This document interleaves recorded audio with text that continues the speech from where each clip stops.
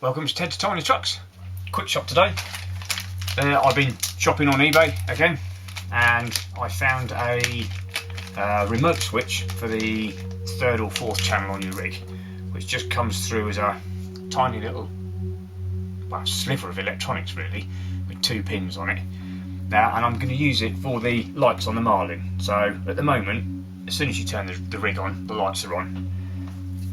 I've got a new Futaba handset, and it's actually got a switch on the side here, which I want to be able to use to just turn the lights on and off, simply because I'm mucking around. I think the total cost was, about £3.50 or something daft like that. So I figured it was worth a try. Ordered it. It's taken a couple of weeks to arrive. I'll just dive in, have a quick fit, see if it does what I hope it does, and go from there then. So a nice quick one. Right.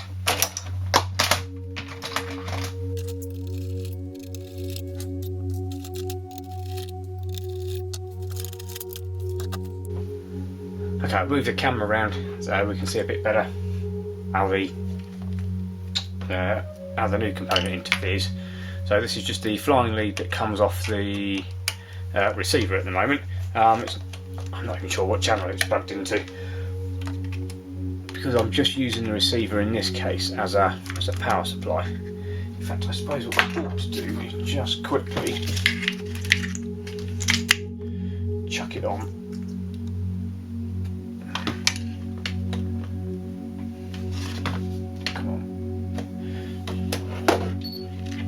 Just so that you can see. So if we just connect these two up. So, as soon as you turn the truck on, you got the lights on then.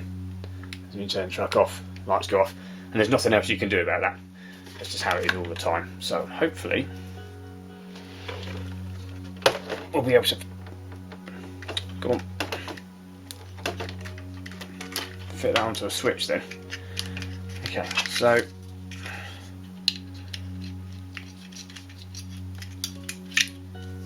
that was plugged into 5. It's now going to have to be plugged into 4. So on one side of the electronic switch, you've got your normal 3 wires, so that you've got positive, negative, and a signal. And then it just outputs 2, so that you can power your lights, which in theory is compatible with the light extension then. So we'll just bung that in here.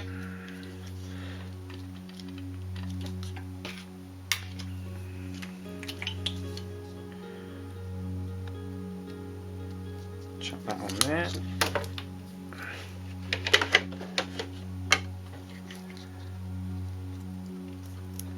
Stick this in here for the moment.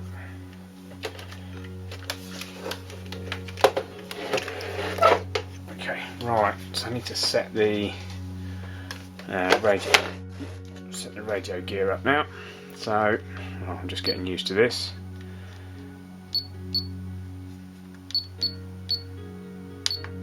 So set the switch. So I'm going to use switch 1, which is on the side here. So I'm going to set that to channel 4,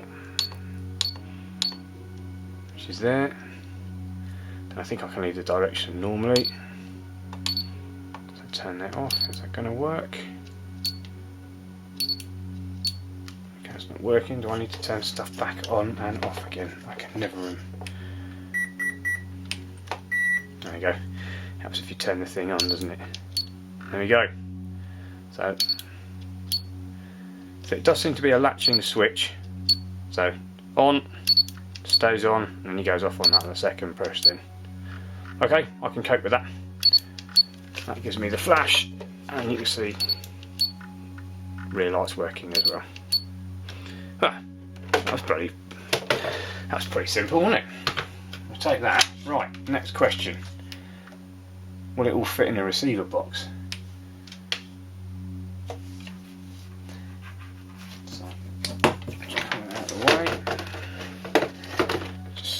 Here for the moment. So ideally it might go in. Oh bollocks, it doesn't go in diagonally. Okay, Oh, I wonder if I make a new lead up, I might be able to effectively bend the pins on another one of these. I'll have a go. Right, give 5 minutes. Okay, we're back. So by the magic of recording, what I've done is I've created another one of these little leads, and what I've done is basically I've just taken the plug off the end and bent the connectors halfway along their length, just to give me two little L shapes. Then I'm hoping that's going to give me enough then to tuck this in. So I want black on the outside, red on the inside. So if we do it that way, I don't suppose it matters too much, does it? Let's try it this way.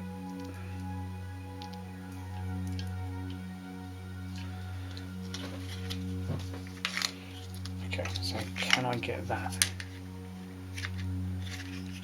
Oh, okay.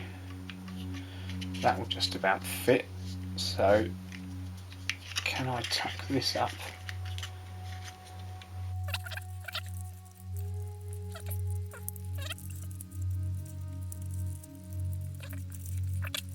Okay, so we're in.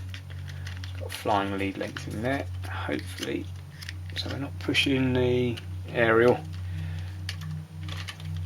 too aggressively. So the question is this now going to pin? Now look at that. Excellent, it's on place. Right.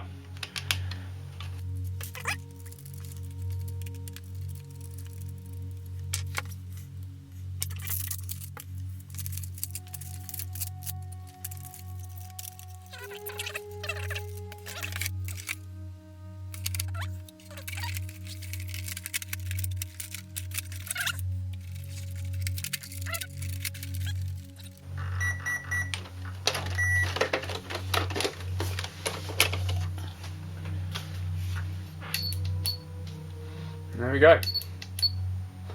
Lights on. Lights on. Lights off. Happy with that? Typically, as soon as I turn the camera off, I thought I hadn't actually explained that these cheap China jobbies are good for switching receiver voltage only. So I don't know, 7.4 volts is probably the maximum they can take. There's no information on these whatsoever. They're fairly lightweight. I mean, you can see them on eBay now from anywhere between sort of £2.87 to sort of £3-4. Price fluctuates and goes up and down.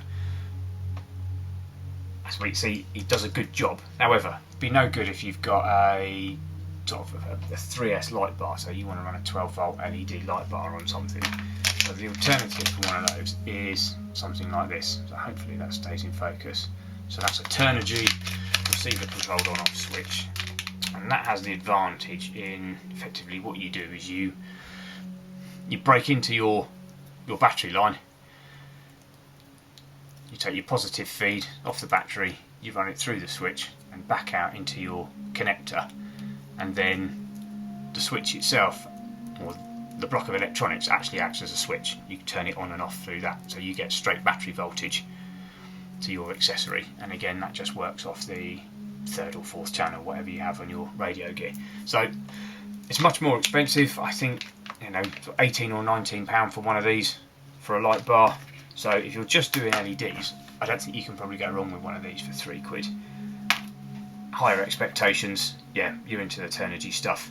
It also requires a bit more wiring. It's not as convenient to hide inside the receiver box, and I'm not entirely sure whether this is waterproof. I would guess not, judging by the look of things. So that may have an influence on what you want to do as well. Right, I think that covers it. Thanks for watching. Hit like and subscribe. I'll see you on the next one.